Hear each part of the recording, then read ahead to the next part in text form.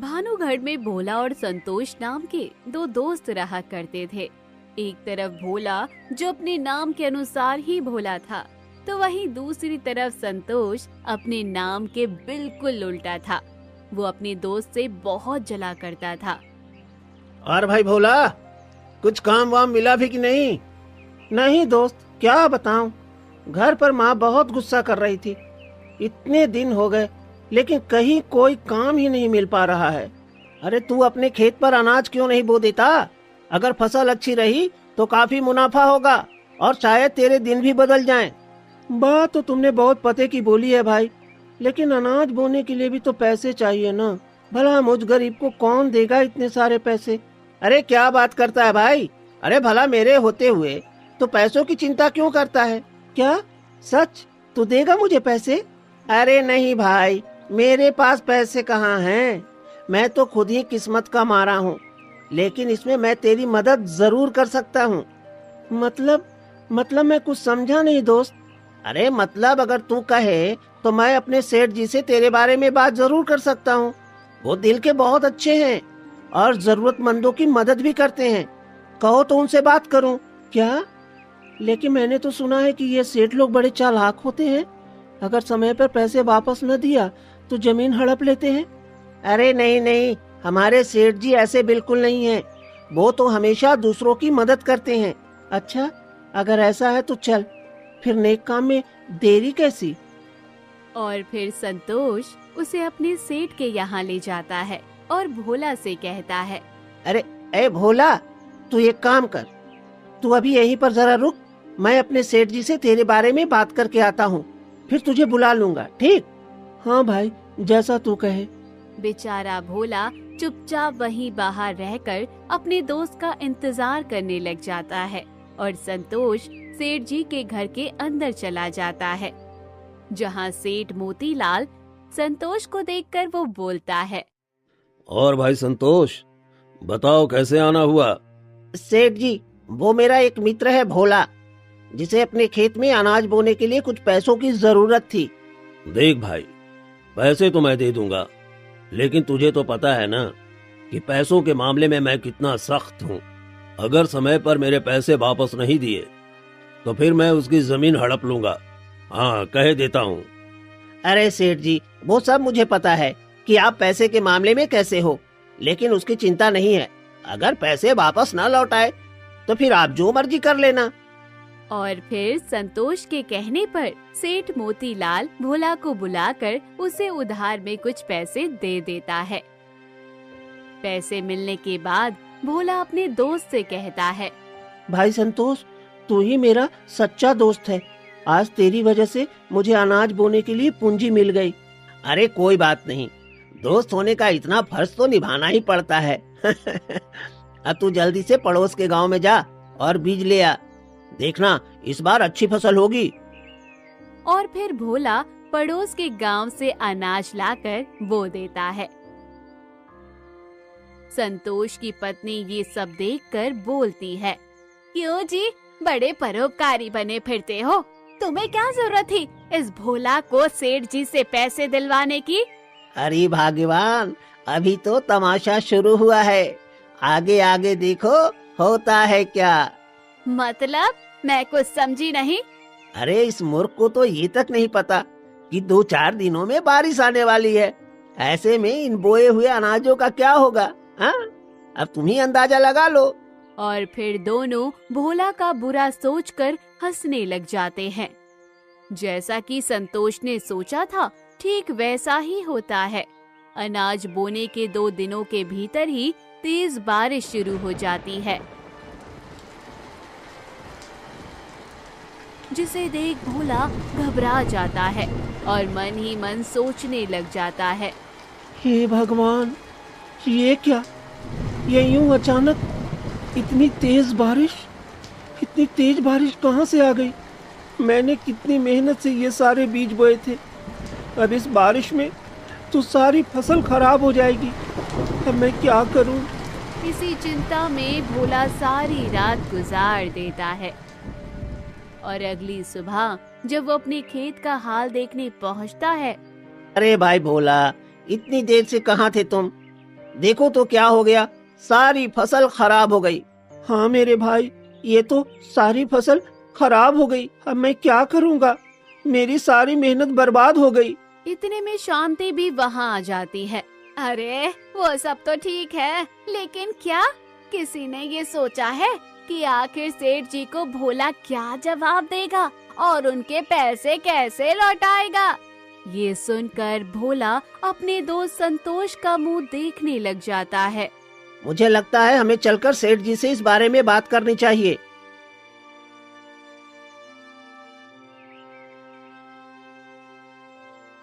वो सेठ जी, आप तो जानते ही हैं कि कल रात कितनी बारिश हुई है और दुर्भाग्यवश इस घनघोर वर्षा में बेचारे भोले की सारी फसल बर्बाद हो गई। सेठ जी, देख भाई संतोष, वो सब मैं कुछ नहीं जानता। मुझे तो बस मेरे पैसों से मतलब है। अगर पैसे ना मिले तो फिर जमीन देनी पड़ेगी। हाँ सेठ जी, मैं ठहरा किसान आदमी, अगर मैं अपनी जमीन आपको दे दूंगा तो फिर खाऊंगा क्या? भोला के ऐसे कहते ही सेठ बहुत ही ज्यादा गुस्सा हो जाता है और बोलता है, अरे तुम गरीब लोगों की यही समस्या है। अरे पैसा मांगते समय बड़े भोले बनते हो, पर जब लौटाने की बारी आती है तो लगते हो होशियारी दिखाने। और फिर मजबूरी में भोला को अपनी जमीन सेठ मोतीलाल को देनी पड़ जाती है। अब जब मेरे पैसे लौटा दोगे तब अपनी जमीन पर हक जमाना, समझा? दोनों मुंह लटकाए वहाँ से चले जाते हैं। भोला अपनी किस्मत से हार कर एक पेड़ के नीचे बैठ जाता है। देखो दोस्त, मेरी तो किस्मत ही ऐसी है, कोई काम धंधा चलता ही नहीं। हमेशा की तरह इस बार भी किस्मत ने साथ नहीं दिया। हाँ भाई, अब तो मुझे भी यही लगता है कि तेरी किस्मत ही खराब है, वरना भला इतना बुरा किसी के साथ होता है क्या? हाँ? अभी दोनों आपस में बात ही कर रहे थे कि तभी वहाँ पर एक पंडित आता है और भोला से बोलता है, मेरा नाम मुनि है, मैं एक पंडित हूँ। मैं यहाँ से गुजर रहा था कि तभी तुम्हारी बातें सुनी। अब क्या बताएं पंडित जी, मेरी तो किस्मत ही इतनी नाश पीटी है कि अगर मैं अच्छा काम भी करूं तो बुरा ही हो जाता है। चलो फिर देखते हैं आखिर तुम्हारी किस्मत कितनी बुरी है। और फिर पंडित जी भोला के हाथों की लकीरें देखते हुए बोलते हैं, अब तक मैं देख पा रहा हूँ तुम्हारे किस्मत में तो राजयोग है। हाँ, राजयोग। पंडित जी के मुंह से ये सब सुनकर संतोष चौंक जाता है। क्या राजयोग? लेकिन फिलहाल तो दूर दूर तक ऐसा कोई योग दिखाई नहीं दे रहा है पंडित जी। लेकिन मैं तो यही देख पा रहा हूँ, बहुत जल्दी तुम्हारे हाथों से कई लोगों का भला होगा और ये भलाई तुम्हारे नसीब में राजयोग लेकर आएगी। और फिर पंडित जी अपना झोला उठाए वहाँ से चल देते हैं। जिसके बाद संतोष बोलता है, क्या भोला, तुम भी इन पोंगा पंडितों की बातों में विश्वास करते हो? हाँ? अरे ये सब तो बस पैसों की लालच में कुछ भी अनाप शनाप बोलते रहते हैं। तो ये सब छोड़ और कुछ काम वाम के बारे में सोच। हाँ, मैं भी यही सोच रहा हूँ। मेरी किस्मत में भला कहाँ है राजयोग? अगर राजयोग लिखा होता तो क्या मेरी ये हालत होती? सोचता हूँ अब लकड़ियाँ बेचकर ही अपना गुजर बसर कर लूं। अगले दिन हाथों में कुल्हाड़ी लिए भोला जंगल की तरफ चल देता है और अच्छी लकड़ियों के लालच में जंगल के काफी भीतर चला जाता है। ये जंगल तो बड़ा ही विचित्र लग रहा है। इतने बड़े बड़े पेड़ मैंने अपने जीवन में नहीं देखे। ऊपर से एक भी पेड़ पर न तो फूल है और न ही फल, और कितना अंधेरा है यहाँ पर। कुछ दूर चलकर भोला रुक जाता है। हाँ, ये है सही जगह। यहाँ चारों तरफ अच्छी अच्छी लकड़ियाँ हैं। एक काम करता हूँ, सारी की सारी लकड़ियाँ काट लेता हूँ। और फिर वो एक बड़े से पेड़ पर कुल्हाड़ी दे मारता है, लेकिन उस पेड़ से एक भी लकड़ी नहीं कटती। वो एक बार फिर से कोशिश करता है, लेकिन फिर भी लकड़ी नहीं कटती। जिसे देख भोला मन ही मन बड़बड़ाते हुए बोलता है। अरे ये क्या, मेरे इतने कोशिश करने के बावजूद इस पेड़ से एक भी लकड़ी नहीं कट रही है। बड़ी अजीब बात है। कि तभी एक सुंदर सी राजकुमारी वहाँ आ जाती है। तुम चाहे लाख कोशिश कर लो, लेकिन इस पेड़ को यहाँ से हिला नहीं पाओगे। अरे तुम कौन हो? यहाँ तुम भी क्या लकड़ियाँ लेने आई हो? देखो, मैं पहले ही बता देता हूँ, इस पेड़ पर पहली नजर मैंने डाली थी, इसलिए इसकी लकड़ियाँ भी मेरी है, मेरी। हाँ। नहीं नहीं, मुझे इन लकड़ियों का क्या करना है? मुझे भला इसका क्या काम? तुम बेफिक्र रहो, मुझे तुमसे कुछ नहीं चाहिए। अगर कुछ नहीं चाहिए तो फिर तुम इस सुनसान जंगल में आखिर क्या कर रही हो? भोला की बात सुनकर चित्रा बोलती है, मैं यहाँ किसी बलशाली व्यक्ति की तलाश में हूँ। एक दुष्ट बूढ़े जादूगर ने मेरे पिताजी महाराज शमशेर और महामंत्री जी को इस विचित्र जंगल में कैद कर लिया है, और वो उन्हें समय से पहले बूढ़ा करके खुद जवान होना चाहता है। जैसे जैसे वो कमजोर होते चले जाएंगे, वो दुष्ट जादूगर और भी ज्यादा बलवान होता चला जाएगा। मुझे उन दोनों को इस विचित्र जंगल से आजाद करवाना है। बेचारा भोला, जो मन का एकदम भोला था, बिना कुछ सोचे समझे एक पैर पर उसकी मदद करने के लिए तैयार हो जाता है। तो मुझे बताओ, तुम्हारे पिताजी कहाँ हैं? मैं अभी उन्हें छुड़ा कर ले आऊंगा। क्या? ये इतना आसान नहीं है, इसमें तुम्हारी जान भी जा सकती है। अरे मुझे अपनी जान की कोई चिंता नहीं है, तुम बस ये बताओ कि करना क्या होगा। भोला की बात सुनकर चित्रा उसे एक अंगूठी देते हुए बोलती है, तुम बस ये अंगूठी पहन लो, ये इस कठिन काम में तुम्हारी मदद करेगी। चित्रा के कहने पर भोला उस अंगूठी को पहन लेता है, और अंगूठी पहनते ही भोला अचानक से उस जंगल के दूसरे छोर में चला जाता है, जहाँ चारों ओर अंधेरा था। अरे ये क्या, ये मैं किस जगह आ गया?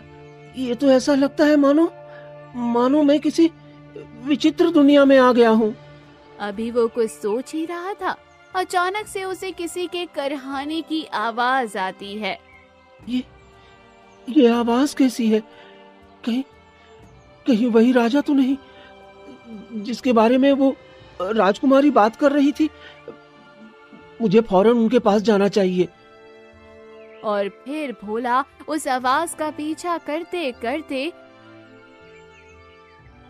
एक काल कोठरी के बाहर पहुंचता है, जिसके अंदर एक आदमी कैद था, और वो दर्द से कर्रा रहा था। इससे पहले कि भोला उसे बचाता, उसकी नजर काल कोठरी के बाहर बैठे शेर पर पड़ती है, जिसे देख वो बोलता है, अरे ये तो बब्बर शेर लगता है। जब तक इसे मारूंगा नहीं, इन्हें छुड़ाना आसान नहीं होगा।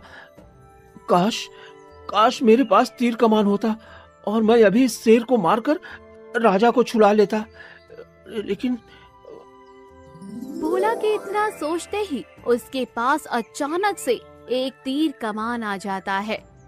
अरे ये तीर कमान मेरे पास कैसे आया? अच्छा, अब समझा। राजकुमारी ने बताया था कि ये अंगूठी जरूरत पड़ने पर मेरी मदद करेगा। शायद ये सब इसी का कमाल है। और फिर भोला ईश्वर का नाम लेकर उस शेर पर बाण चला देता है, जो सीधे शेर को जा लगती है और वो मर जाता है। शेर के मरते ही भोला उस वृद्ध व्यक्ति को बाहर निकालते हुए बोलता है, जल्दी चलिए राजा जी, मैं आपको यहाँ से बाहर निकालने आया हूँ। अरे तुम गलत समझ रहे हो, मैं महाराज नहीं हूँ, बल्कि उनका महामंत्री प्रताप सिंह हूँ। क्या आप राजकुमारी के पिता नहीं हैं? तो फिर वो कहाँ है? और आप कौन?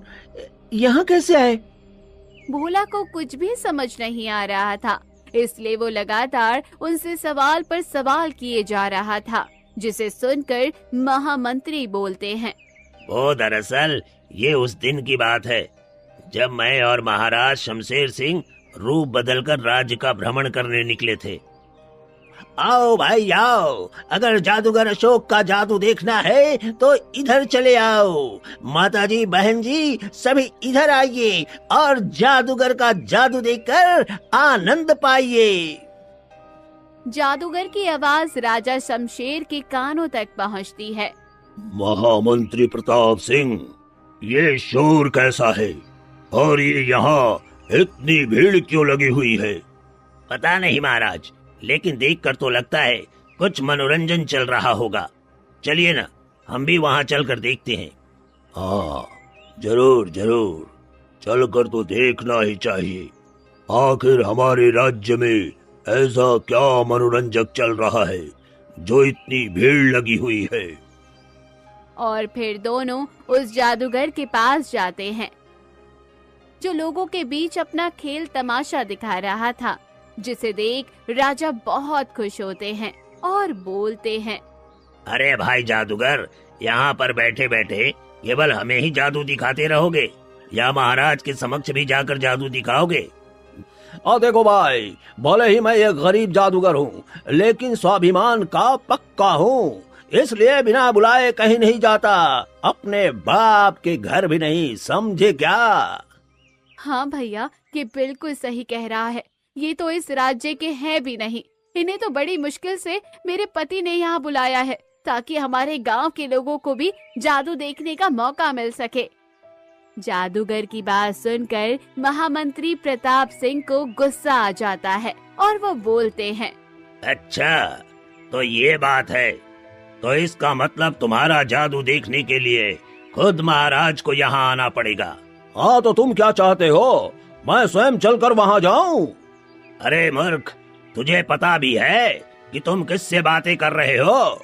और फिर महामंत्री अपनी तलवार निकाल लेते हैं, जिसे देख महाराज उन्हें रोकते हुए कहते हैं, ठहरिए महामंत्री जी, ये ठीक ही तो कह रहा है, हम इसके स्वाभिमान की इज्जत करते हैं। और फिर महाराज अशोक को अपना परिचय देते हुए कहते हैं, मैं इस राज्य का राजा शमशेर सिंह हूँ और मैं तुम्हें अपने दरबार में जादू दिखाने के लिए आमंत्रित करना चाहता हूँ।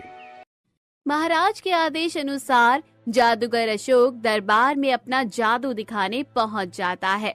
सभी बड़ी ही उत्सुकता से जादूगर की तरफ देख रहे थे कि तभी वो बोलता है, महाराज, एक बेनती है, अपने जादू को और भी बेहतरीन तरीके से दिखाने के लिए मैं चाहता हूँ कि यहाँ मौजूद सभी लोग कुछ देर के लिए यहाँ से चले जाएं, केवल आपको छोड़कर।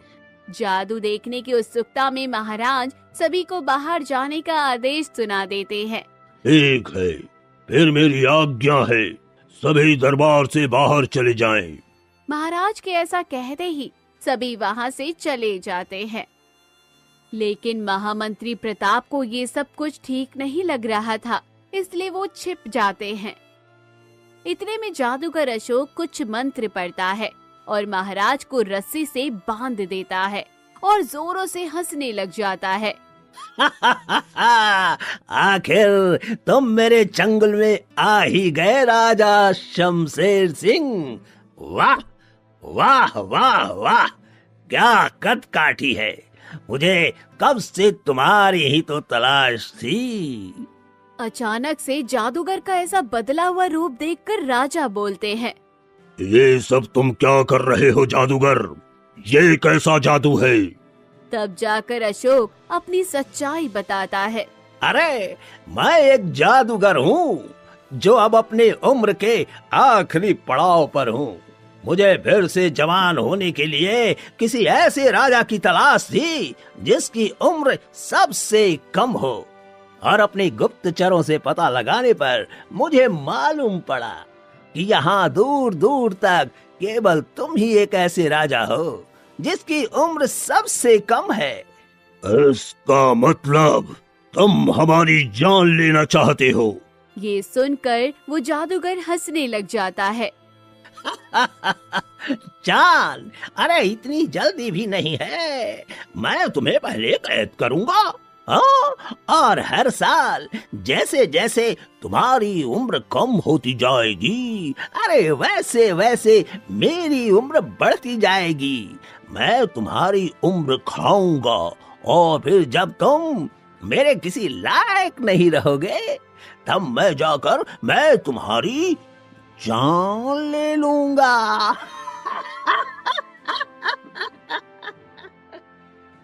इतने में महामंत्री प्रताप सिंह वहां आ जाते हैं। मेरे रहते तो महाराज का बाल बांका भी नहीं कर सकते, दुष्ट जादूगर। ऐसा कहकर महामंत्री और जादूगर के बीच हाथापाई शुरू हो जाती है और इसी में जादूगर के हाथों से एक अंगूठी वहीं पर गिर जाती है और वो मन ही मन में बड़बड़ाते हुए बोलता है, अरे इसके पहले कि यहाँ कोई और आ जाए मुझे फटाफट यहाँ से निकलना चाहिए। ऐसा कहकर जादूगर कुछ मंत्र पढ़ने लगता है और महाराज के साथ ही साथ महामंत्री भी वहाँ से गायब हो जाते हैं। और फिर महाराज के साथ मैं भी इस विचित्र जंगल में आ पहुँचा जो उस जादूगर ने अपने जादू से बनाया था। उस जादूगर ने अपने जादू से मुझे इस कोठरी में कैद कर लिया। मैंने कई बार यहाँ से बाहर निकलने की कोशिश की, लेकिन बिना अस्त्र के इस भयानक शेर से कैसे लड़ता। लेकिन क्या महामंत्री जी? तुम कौन हो और तुम महाराज को कैसे जानते हो? और उससे भी बड़ी बात, तुमने इस खतरनाक शेर को इतनी आसानी से कैसे मार गिराया? मैं भोला हूँ, यही पास के गांव में रहता हूँ और लकड़ियाँ लेने जंगल में आया था कि तभी मुझे जंगल में एक राजकुमारी मिली जिसने महाराज के बारे में बताया और उसी ने मुझे ये अंगूठी दी जिसकी मदद से मैंने इस शेर को मार गिराया। भोला के हाथों में उस अंगूठी को देख महामंत्री समझ जाते हैं कि ये वही अंगूठी है जो उस दिन हाथापाई में उस जादूगर के हाथों से गिर गई थी। इतने में महामंत्री जी बोलते हैं, अब समझ में आया। ओ न हो, वो राजकुमारी कोई और नहीं बल्कि महाराज की सुपुत्री चित्रा ही है, जिसने शायद मेरी ही तरह छिपकर सब देख लिया होगा। तभी उसने अपने पिता को बचाने तुम्हें यहाँ भेजा है। सब कुछ जानने के बाद अब भोला को सारी बातें समझ आ चुकी थी। लेकिन अब महाराज को ढूंढेंगे कैसे? मुझे लगता है वो यहीं कहीं होंगे, चल कर देखते हैं।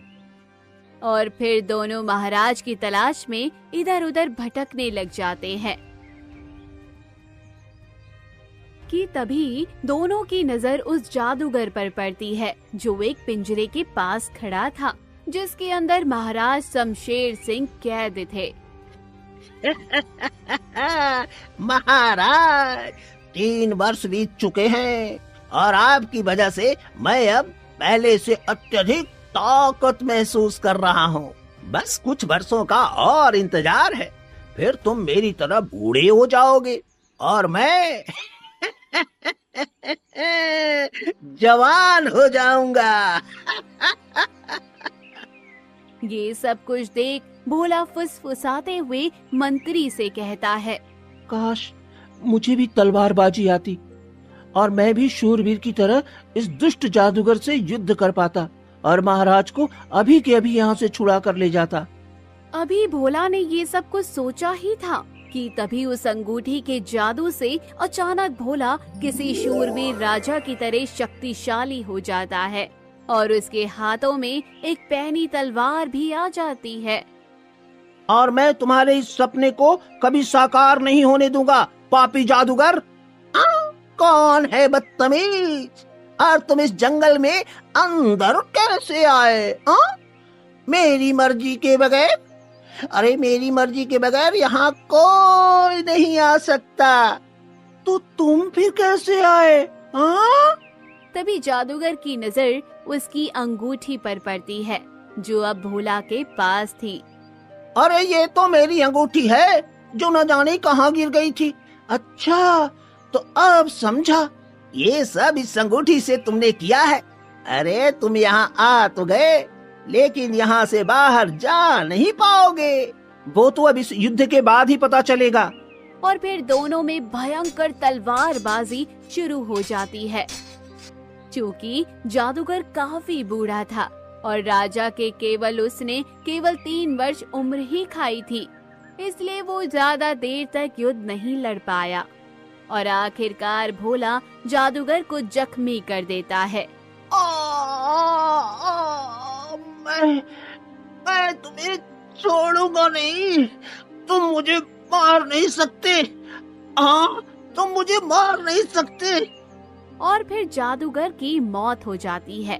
उसके मरते ही सारा जादू समाप्त हो जाता है और वो विचित्र जंगल कहीं गायब हो जाता है और महाराज, महामंत्री भोला समेत वहाँ से बाहर आ जाते हैं।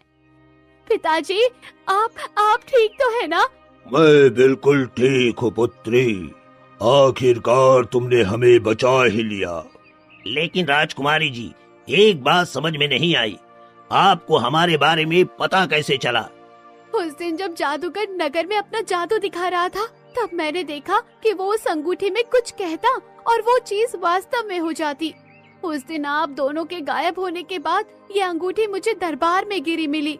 मैं तभी समझ गई कि ये सब उसी जादूगर ने किया है। तो फिर आप हमें बचाने पहले क्यों नहीं आई राजकुमारी? वो इसलिए कि इस अंगूठी का इस्तेमाल केवल कोई पुरुष ही कर सकता है और किसी योग्य पुरुष के इंतजार में ये 3 वर्ष बीत गए महामंत्री जी। आखिरकार मेरी वीर पुत्री ने हमें बचा ही लिया। ये सब मेरे कारण नहीं हुआ पिताजी, बल्कि उस वीर व्यक्ति के कारण संभव हुआ है जिसने बिना किसी स्वार्थ के मेरी मदद की और आप दोनों की जान बचाई। महाराज भोला की तरफ देखते हुए बोलते हैं। भोला, तुमने जिस वीरता के साथ हमारी और महामंत्री जी की जान बचाई है, ऐसा कार्य केवल एक राजा ही कर सकता है। इसलिए मैं अपनी पुत्री चित्रा का विवाह तुमसे करना चाहता हूँ। क्या तुम्हें ये विवाह मंजूर है? महाराज के मुख से ये सब सुन भोला फूले नहीं समाता है और शर्माते हुए विवाह के लिए हाँ कर देता है।